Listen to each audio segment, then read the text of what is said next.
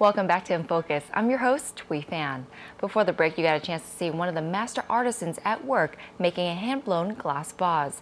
In this segment, we'll find out how an expert carver uses a chainsaw to make amazing sculptures. Dave Clark may look like a sweet fellow with his ruddy cheeks and kind eyes, but watch him wield a chainsaw and you'll know this guy means business. Wood sculpture business, that is. Armed with over 2 decades of experience, Dave can turn a block of wood into a work of art in just under an hour.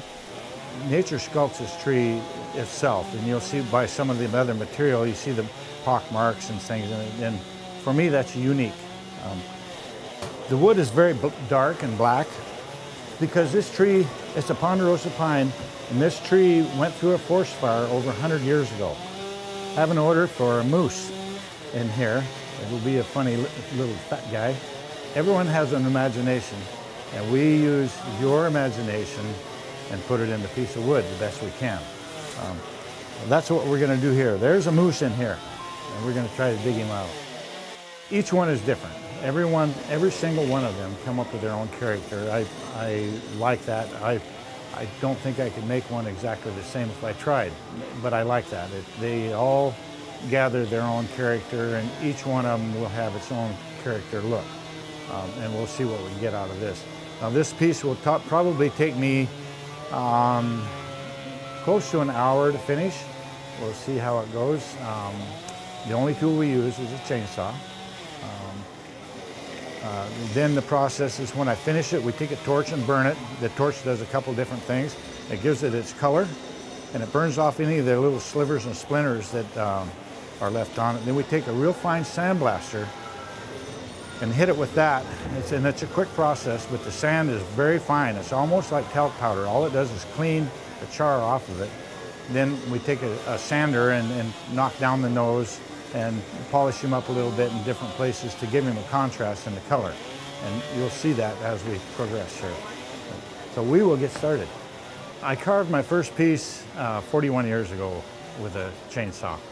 And we reached a milestone while we were here at Knott's Farm. Last week we reached 7,500 original works of art from that period of time back then.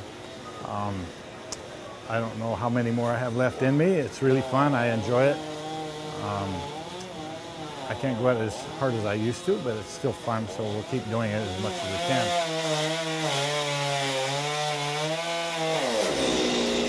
You know, the first piece I did was, I guess it was 1971, and that first piece was just a gift for my stepfather. I wanted to have something special for him. Unfortunately, we lost our dad when he was only 54. My mom remarried. Thank God to him, he saved her life, literally. And I carved a piece for him, the very first piece, and I had no idea where it was going to go. It was just fun to do it.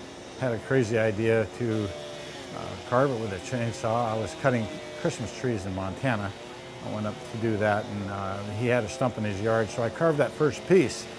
And one of his friends came by and said, "I want one of those." And okay, how much do you charge? He says, and at the time I was making $15 an hour as a carpenter, and I thought, well, this didn't take me quite an hour. I said, "Oh, I'll charge you $15. And he said, $15? And I said, well, is that too much? And he said, no. He said, I was ready to give you $150. I said, oh.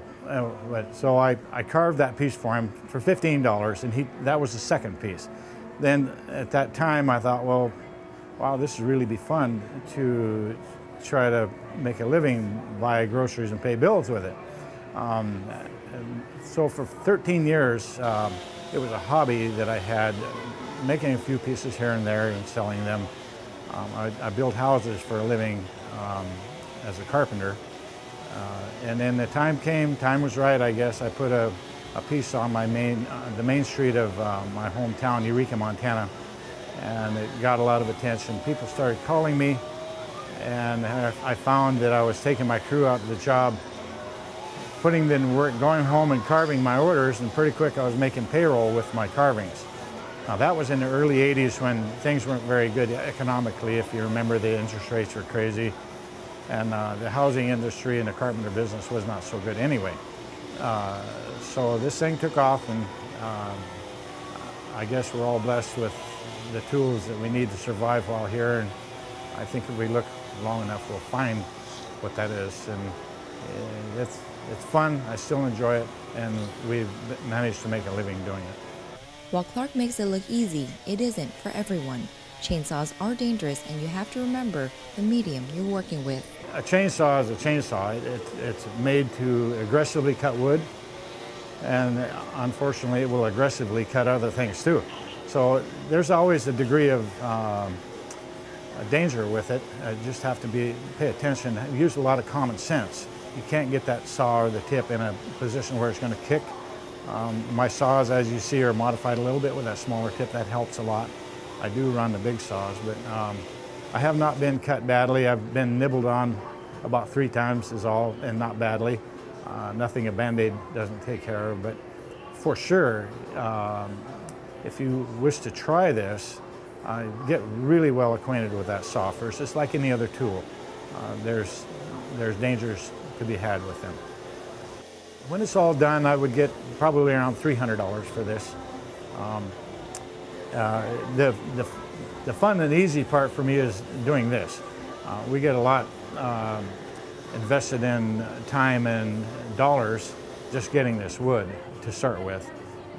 It's like I said, we collect it from a forest fire that's been not a recent forest fire. A recent forest fire, the wood is still a little bit wet inside probably. So it takes time to get the wood. We have a reasonable amount of investment in it before I ever touch it with a saw. This is the fun part. Clark says his work is truly rewarding. It appears that it's appreciated by young people and old people, and I appreciate that. That's part of my joy, is to see faces light up when they see it. That's fun for me. Well, this is the moose, and what we'll do now, we'll clean it up with the air, and then we'll take a torch and highlight it, get some of the color out of it. These will be black, his paws. This will be white here. We'll darken it a little bit, and there's a little bit more characterizing I want to do on it before we actually process it, but it won't take long to do that. And like I said, this is ponderosa pine, a tree that's been through a forest fire over 100 years ago. Now we'll take a torch and we'll highlight this.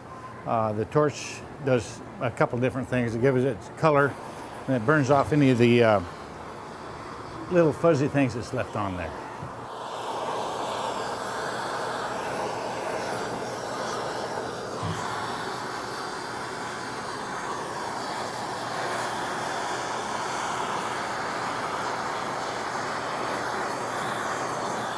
This is called MAP gas. It's a little bit hotter than propane.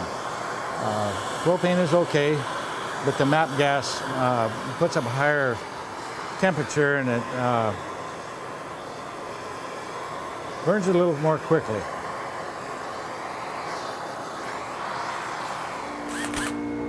He's gonna get some eyeballs.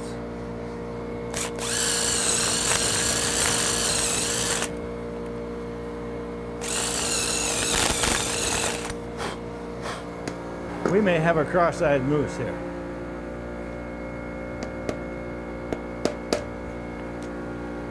He's coming along. He can see now. Now the preservative we use on these, if it's going to be outside, we put boiled linseed oil on it, and several coats, and I recommend that periodically over the years, keep putting the boiled linseed oil on it. If it's an interior piece where the UV bombardment is not going to be hitting it, we can put a varnish on it and make it give it a shiny look if you like that look. And I try to put this brand on there to where it's not a lot conspicuous. And then after I put it on there, I'll take a sander and smooth it off. Then we write the number and the date on it. There. I'll take this.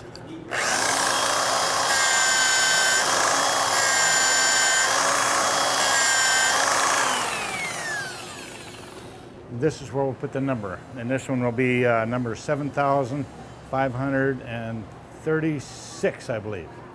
He's been in there for a long time. Finally got him out. As a person who loves handcrafted things, I can't tell you how much I enjoyed watching these two artists work. Although very different, they each offer something for people like you and I to learn and enjoy. If you have a chance to head to Knott's Berry Farm, I definitely recommend you to stop by and watch these guys in action. Who knows, it might just awaken the inner artist in you. Until next time, we hope you learn more, live more, and always stay in focus. Thanks for watching.